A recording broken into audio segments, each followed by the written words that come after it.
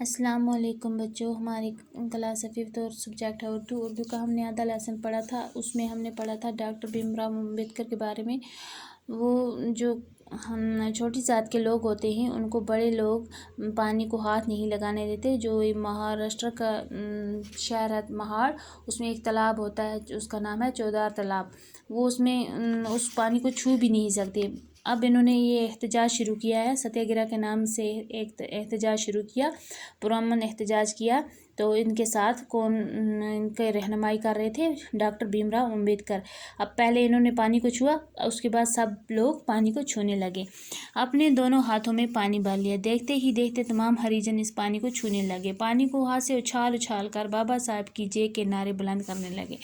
अपने दोनों हाथों में पानी भरा तो देखते ही देखते तमाम लोग जो इनके पीछे थे सब पानी को उछाल उछाल के एक नारा बुलंद कर रहे थे, बाबा साहब की जय। ये बाबा साहब कौन थे? ये थे डॉक्टर भीमराव अम्बेडकर। इनका पूरा नाम क्या है बच्चों? डॉक्टर भीमराव अम्बेडकर, जिन्हें लोग आज किस नाम से याद करते हैं? बाबा साहेब अम्बेडकर के नाम से याद करते हैं। ये महाड़ के अहम और अजीम सत्याग्रह के कायद और बानी थे। ये महाड़ शहर के अहम और अजीम सत्याग्रह के बानी थे। डॉक्टर अम्बेडकर 1899 ईस्वी में पैदा हुए।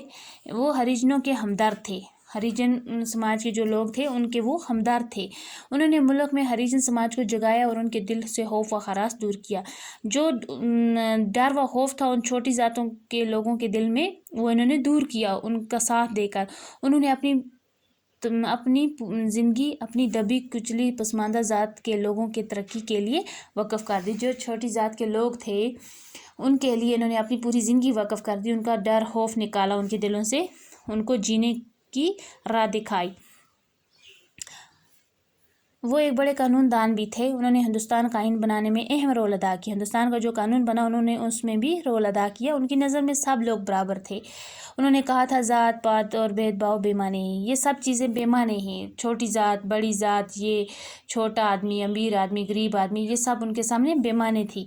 वो चाहते थे कि सब के साथ यकसां सलूक किया जाए। वो ये चाहते थे कि सब एक जैसे, एक नज़र होनी चाहिए सबकी, सबके साथ बराबर सलूक किया जाए, कि हर शख्स को उसका जायज़ हक़ मिले। बाबा साहब चाहते थे कि हर शख्स को उसका जायज़ हक़ मिले।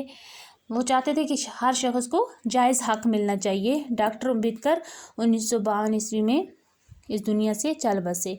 वो सन 1952 ईस्वी में इस दुनिया से चल बसे। बच्चों आज के लिए इतना ही काफ़ी। अब अगले टर्म पे हम इसके सवालात करेंगे। बाकी वस्सलाम।